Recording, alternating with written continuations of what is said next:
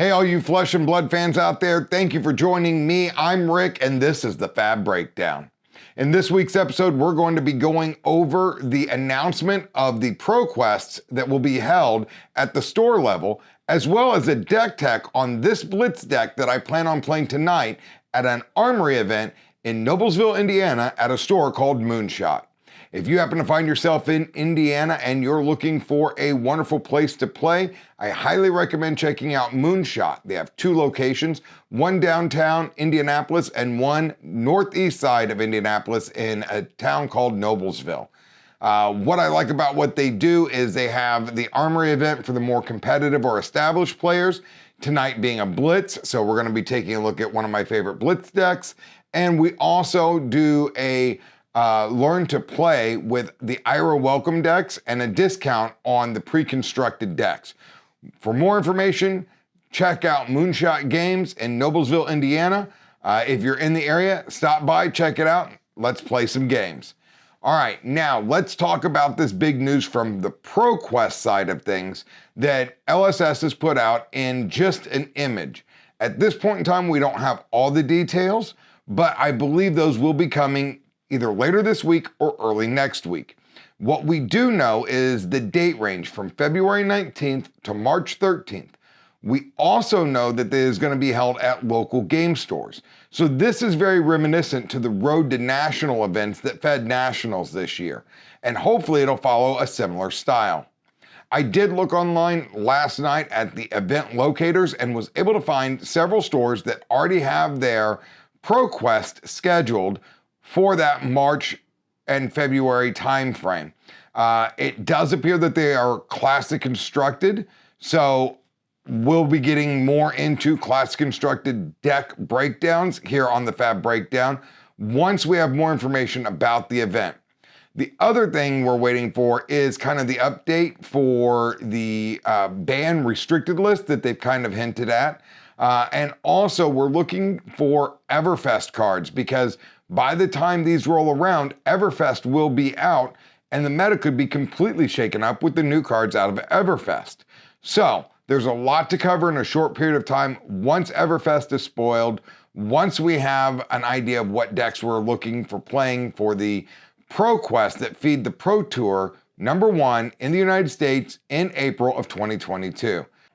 I'm super excited about a chance to get back into the competitive scene a little bit. I do plan on attending several of the ProQuests at the store level, hoping to get a Pro Tour invite so I could play in the first Pro Tour here in the US again in April. So with all of that out of the way, let's go ahead and get into our deck tech on this Viserai Blitz deck that I plan on playing tonight. But before we do, I do want to remind you that the FAB Breakdown is sponsored by BCW Supplies. The fine folks over at BCW have you covered when it comes to protecting, storing, displaying, or playing with your favorite hobbies or collectibles. All right, so here we go with Viserai, the Runeblade hero, or as I lovingly call him, Viserai, the Forgotten Runeblade.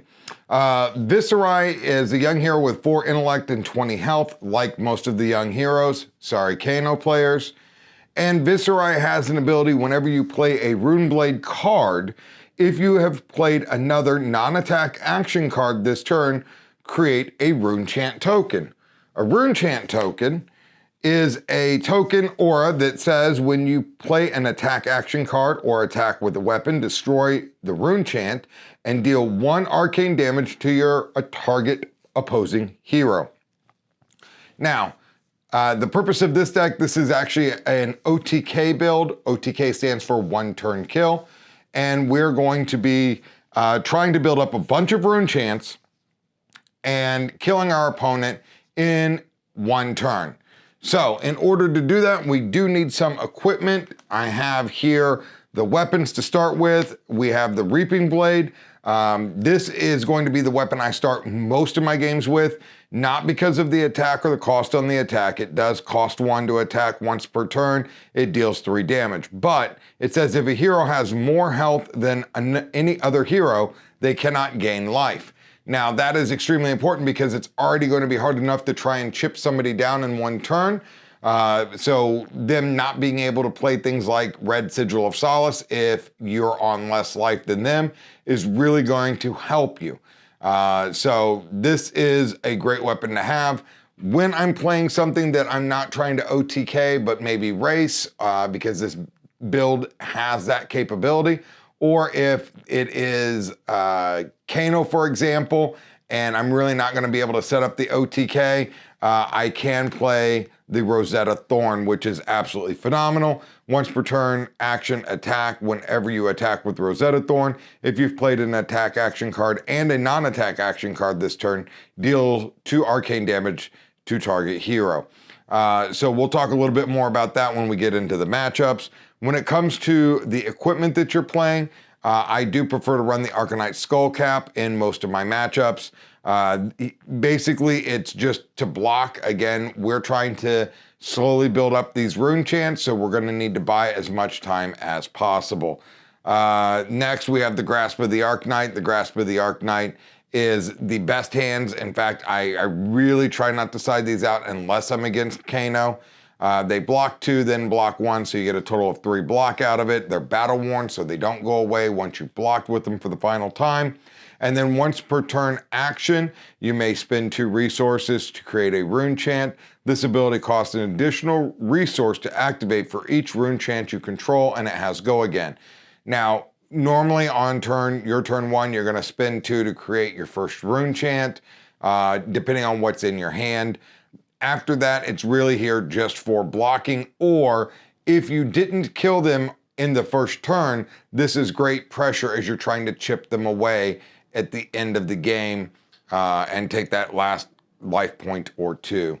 The next one is the quintessential, you cannot cut this card, which is the Bloodsheath Skelta.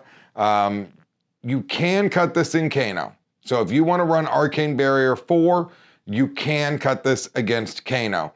Again, once you cut this, you are not setting up the 1-turn kill. This is a 2 block, it's tempered, so it gets the counter.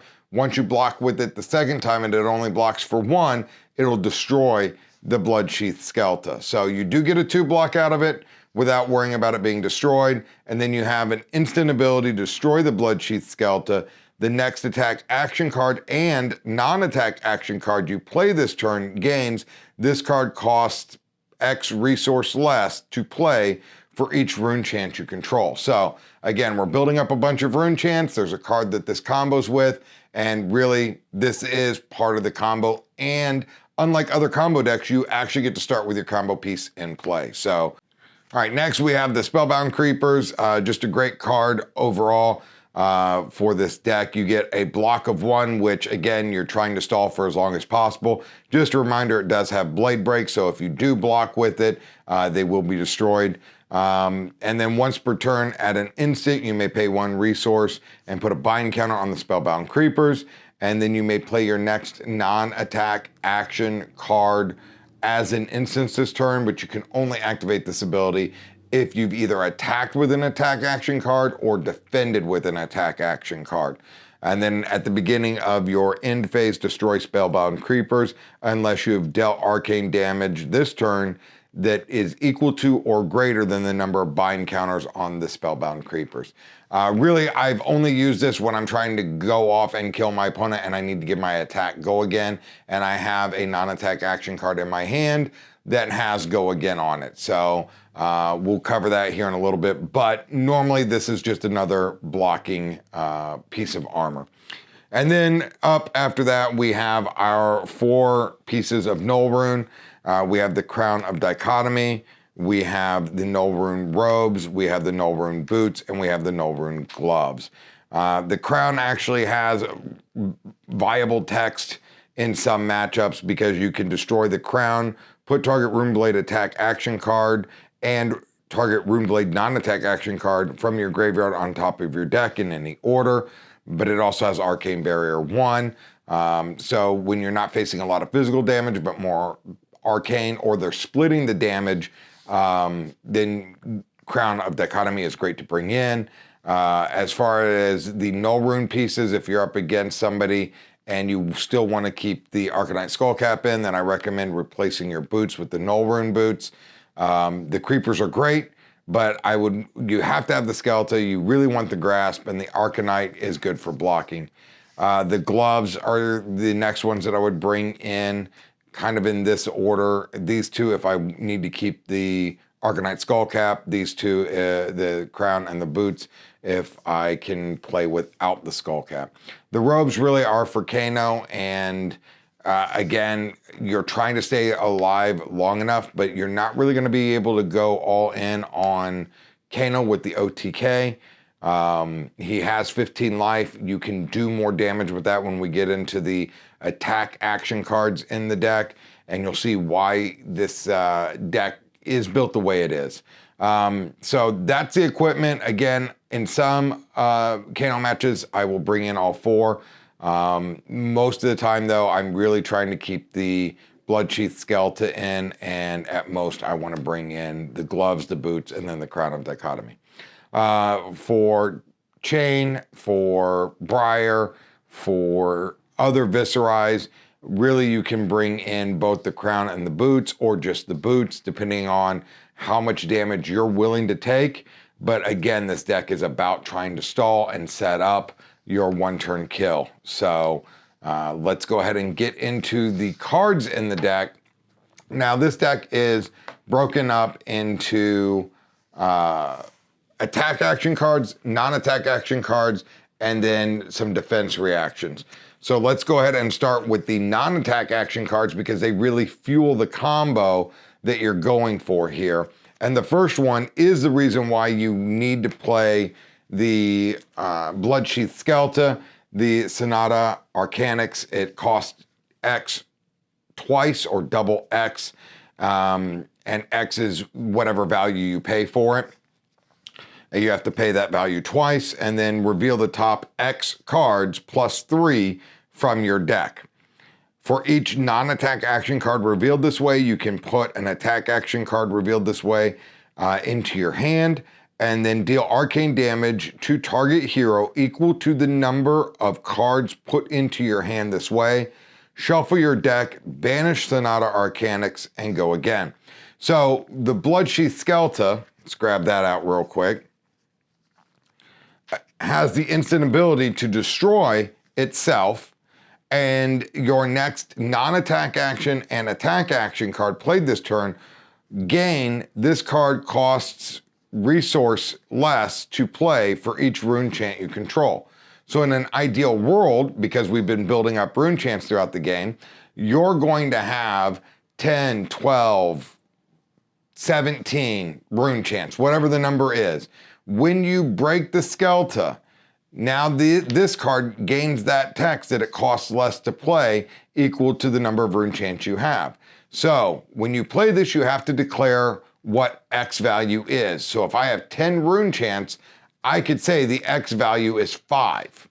Now that means that it's reduced by 10, which would be 5 and 5, which would cover the cost of it. And then I would reveal the top 5 cards +3 cards. So I would reveal a total of 8 cards. And for every non-attack action revealed that way, I can choose an attack action card that was revealed that way and put it into my hand. Hopefully that makes sense. It is a little wordy, but this is how the combo works. We are honestly trying to build these up. We're looking for the Sonata Arcanix, and then we're going to put a bunch of attacks into our hand and try to beat down our opponent. And that first attack we play is going to be reduced by the number of rune chants that we have. All right, so after Sonata Arcanix, another great card to have in here is going to become the Arcanite. This is Viserai Specialization. It is a blue, it costs 0. It is a non-attack action. Basically, you can discard a non-attack action card to search your deck for an attack action card, or in this version, you're going to discard a attack action card to go search for a non-attack action card. And in most cases, that's going to be searching for the Sonata Arcanix to combo off. With that, we're going to play 2 Mordred Tide. This card is absolutely phenomenal at helping you build up rune chants. This is a non-attack action. Again, it costs nothing until the end of your turn. If you would create a rune chant token, instead create that many +1, go again. So Viserai's ability creates rune chant tokens. When you play your second card that is a Runeblade card, actually it creates rune chant tokens for every Runeblade card you play, as long as you've played a non-attack action card and it's not the first card that you play. So this is going to make, every time his ability triggers, create 2 rune chants. Then you have cards that will create rune chants. This is going to create that many rune chants +1. So talking about non-attack action cards that are going to create rune chants for you, Read the Runes is a 0-cost non-attack action. I play 6. I play 2 red, 2 yellow, 2 blue. The reds create 3 rune chants. The yellows create 2. The blues create 1. This card does not have Go Again. So just keep that in mind as you're going through the deck and as you're playing it. Make sure that you're sequencing your turn correctly. If you have options, this card does not have Go Again. So Mordred Tide with this is going to generate a lot of rune chants.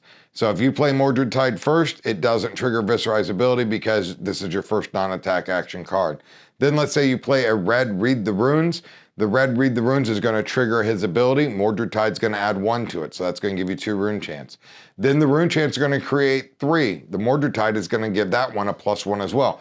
So with these 2 cards, you're going to create a total of 6 rune chants for 0 resource cost. Now that is kind of the dream, if you will, but this is what the deck is trying to do.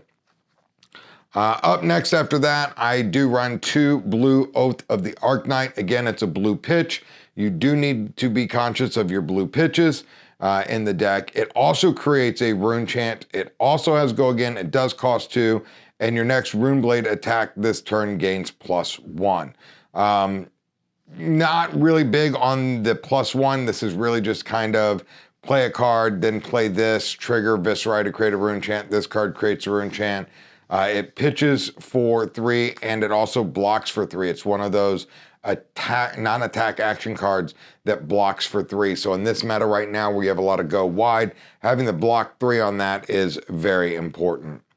Next, I have some more 0-cost non-attack action cards. The last ones in the deck, I'm running 4 Mauvern Skies. I'm running 2 blue, 2 red. Most lists that are OTK are not running Mauvern Skies. I'm choosing to do so because through my testing with this deck, I was finding that it was not able to get Go Again on my kill turn.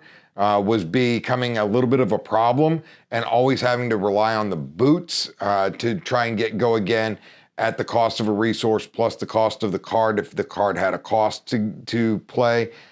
Sometimes would really just bind up your hand. They don't cost anything. You could play them to create a rune chant on Viserai's ability. Really, I want to try and hold one in my hand so I can play a bigger Runeblade attack and have it have Go Again off Mauvern Skies for free on my kill turn. So those are the non-attack action cards. The reasons why I play some of these cards in here. And now let's get into the attack action cards in the deck. I'm going to play 2 red Rune Flash. This costs 3, deals 4, blocks for 3. It already has the Rune Flash costs X less, where X is equal to the number of rune chants you control. But it also has Go Again. So on your kill turn, this is a good card to have in your hand. It's probably going to cost you resources. It's probably not going to be the card that you want to attack with first. But if you're still generating rune chants, it's going to come in at a reduced cost. When you are just having to play more of a mid-range game and you can't really OTK, or you're not trying to OTK your opponent, this can apply a lot of pressure, especially if you built up the 3 rune chants. It's free, it's Go Again, and it's for that nice break point of 4. After that, I've got meet and greets. I've got the red, the yellow, and the blue on the meet and greets, so a total of 6 here. Cost 1.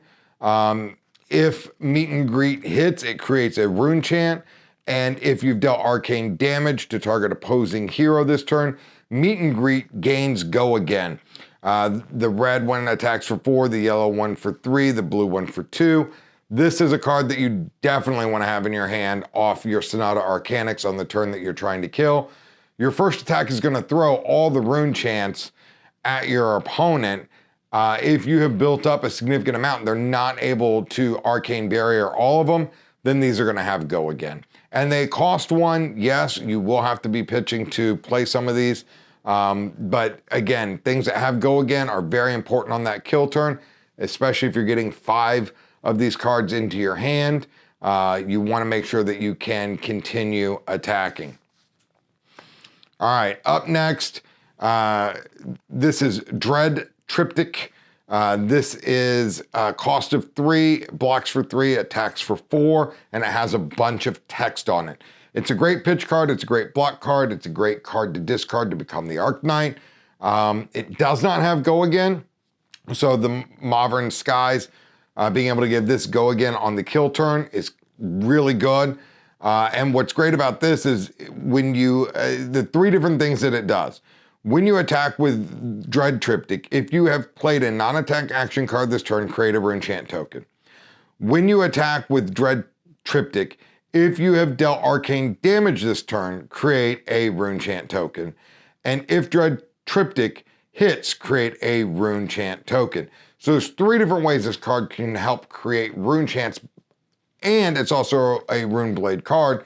So Viserai is going to trigger if you've played a non-attack action card before playing this card. So this can really get 4 extra Rune Chants on. It does come in for 4, it does cost 3. Not a big fan of playing it, but there have been times where it has helped me extend the turn. I do like the fact that it pitches for 3. Up next, we have Vexing Malice. Vexing Malice is a great card for finishing off your opponent. If you didn't get them in the OTK turn, it deals 2 arcane damage, it pitches for 3, it blocks 3. You're not really worried about it coming in for the 1 damage. This is really great if your opponent only brought in Arcane Barrier 1, you get them down to 1 life. The next turn you're able to play a Vexing Malice. It comes in for 2 arcane damage for the cost of 1. Great card. Again, it's part of the blue package. Again, that's part of our pitch. And it also blocks for 3. All right, some spicy choices. Where my list differs from some of the other OTKs, this is a little bit of older tech, but I really like it, especially with the Mauvern Skies that I have in the deck. And that is to run 2 Ninth Blade of the Blood Oath. Now, Ninth Blade of the Blood Oath was seeing a lot of play because of another card that's in here. It's great for if you have a Prism player in your area. It does cost less for each Rune Chant you control, but it really forces your hand that you have to play this card after you pop your Bloodsheath Skeleton, so the text here is kind of irrelevant, and it's a great way to send the Rune Chants plus 9 damage. If you were able to play a Mauvern Skies before it, it'll have Go Again, so this is one of the reasons why I'm running the Mauvern Skies. Also, another thing, if you don't hit the Sonata Arcanix, if you're gonna die the next turn, you have this in hand, you have a bunch of Rune Chants, you have a Mauvern Sky, this kind of gives you a nice big attack to make them dump their hand. You're gonna send all the Rune Chants at them, you're gonna be able to come in for 9. If it's after Mauvern Skies, it's gonna have Go Again, and you're gonna be able to hopefully play another card. So, I like it as a backup plan. I love it against Prism, and I like it for this other card that I play, which is Rouse the Ancients. Rouse the Ancients is a phenomenal card. In my opinion, it is not a Rune Blade. It's not going to trigger Viserai. It's not going to be triggered off Mauvern Skies, but as an additional cost to play Rouse the Ancients, you may reveal any number of attack action cards from your hand with 13 or more power total. If you do, Rouse the Ancient gains +7 and Go Again. It attacks for 0. It costs 3. This is just a nice Go Again card that's a big chunky attack that's going to come in. Typically, you're going to play this after the Bloodsheath Skeleton. it kind of justifies another reason to run the 9th blade, because that 9, if you get these two plus a couple of meet and greets off of a Sonata Arcanix, you can come in for this big boy here, and then you're able to pitch this to play 2 of the meet and greets. So I like the fact that it has go again. I like the fact that I've already revealed the card, so it's not really a penalty to me to reveal them. Overall, I think it's a good card, and it helps push damage through on that big turn kill. And finally, we have the 2 Amplify the Arknight. Red, Amplify the Arknight, it costs less to play for each rune chant you have. It attacks for 6, it costs 3, it blocks 3. This is here to kind of help justify paying for the Rouse the Ancients, cost to get +7. It's great for Prism, it blocks for 3, and in a pinch, if you need a big attack, and you have 3 rune chants or 2 rune chants, you know, a 1 for 6 or a 0 for 6 is a great card. So I have these in here kind of Prism, because there is a lot of Prism in my local area. They block well, and then they also help fuel the Rouse the Ancients plan. So this is my non-attack action. I'm sorry, this is my attack actions, my non-attack actions.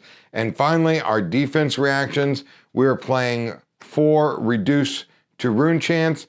These are the red and the yellow. The red's block for 4. The yellow's block for 3. They do cost 1, but they have the reduced cost for each rune chant you control built in, and it creates a rune chant token. This is why I'm playing these over other defense reactions. It's helping fuel our plan of being able to create rune chants.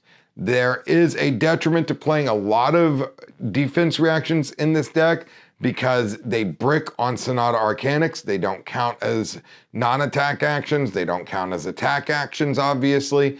So there is a risk, because you're hurting your chances of getting more cards into your hand off your Sonata, dealing the extra arcane damage off Sonata by revealing them to that. But in this meta, you have to have defense reactions, and these are the best ones because they do further our plan with the creating rune chants aspect in mind. And normally you're getting these for free. So that is the deck. I've touched on some of the key cards as far as creating the combo. I kind of walked through how the Bloodsheath Skeletal works, why I play Rouse, why I play Amplify, and the 9th Blade. These 6 cards tend to vary. Some lists run them, some don't. I really like them. I find that the OTK that just goes wide by playing more of the Rune Flash, like they'll play the blue and yellow Rune Flash, and they'll play a Enlightened Strikes, just to have everything have go again or go wide as possible. This threatens more damage, and it's really hard for your opponent to not only use Arcane Barrier for the rune chants, but also then be able to block big attacks. And if you can give these big attacks go again, like Maverin Skies can, then you're able to apply even more pressure. You're able to strip cards out of their hand and force damage through. And once you start forcing damage through with this deck on your go turn, odds are you're going to kill your opponent. Now, when it comes to playing this deck, I strongly recommend getting reps in against the aggressive decks. Those matchups are a little harder to play against. I know that's the meta right now, at least in my area, for the Briars, Lightning Lexis, things of that nature where they're going super wide and applying a lot of damage. You have to do a lot of blocking. You have to be able to block out a lot of that damage. You do want to be on less life than them to activate the Reaping Blade to prevent them from being able to gain life. But you do need to be able to just create a rune chant or 2 a turn to advance your play. You're going to be looking for certain pairings of cards. I highly say, anything that is a read the runes, you're going to want to keep in your hand and not block with unless you absolutely have to, because even if you only have 1 card left in your hand and it just creates a rune chant, that is advancing your plan. The other thing you're going to look for The combo, like I talked about earlier, Mordred tied with Read the Runes is going to create a bunch of cards or a bunch of rune chants for you, which is going to help you get to the turn where you can use Bloodsheath Skeleton to pop the Sonata Arcanics off. And the more cards you can get off the Sonata Arcanics because of the Bloodsheath and the rune chants, the bigger the damage you're going to do on the turn that you have to go. I did talk a little bit about how to utilize this card, the 9th Blade of the Blood Oath, for a turn to go off if you're forced to going off early. If you have 9 rune chants or 10 rune chants and you don't have the Sonata and you're gonna die the next turn, it is okay to just play a Mavern Skies if you have one, which is gonna give it Go Again. So you're gonna play this, it's got Go Again, you're gonna play this, you're gonna send, say, 10 rune chants, plus you're coming in for 9, plus it has Go Again, and then on hit, it'll create 3 rune chants.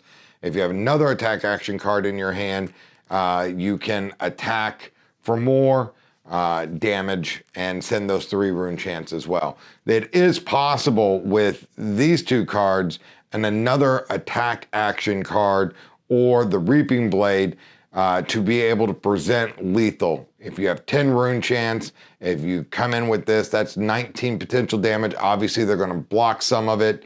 They're gonna block some of the arcane damage, more than likely, or they're gonna take the 10 off that. They're gonna full block this, and you have Go Again. It didn't hit, so you don't get extra rune chants except for the one that you got when you played that. And then you're gonna just swing another attack. They're gonna have no turn coming back at you, so you're not gonna die that turn. They're gonna have to pass turn, and now you're gonna have to get into that grindy, use the grasp, make a rune chant type of turn where you're just attacking, trying to deal some arcane damage and push through some additional physical damage. Your dreams of using the Bloodsheath Skeleton and the Sonata Arcanics are probably gone. But, you know, it is there.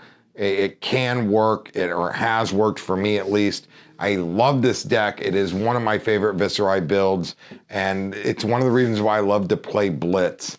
I love the format. I think it's super fun, and I hope you enjoyed this. If you have any questions, please feel free to leave a comment. If you like the video, give it a thumbs up, share it with a friend.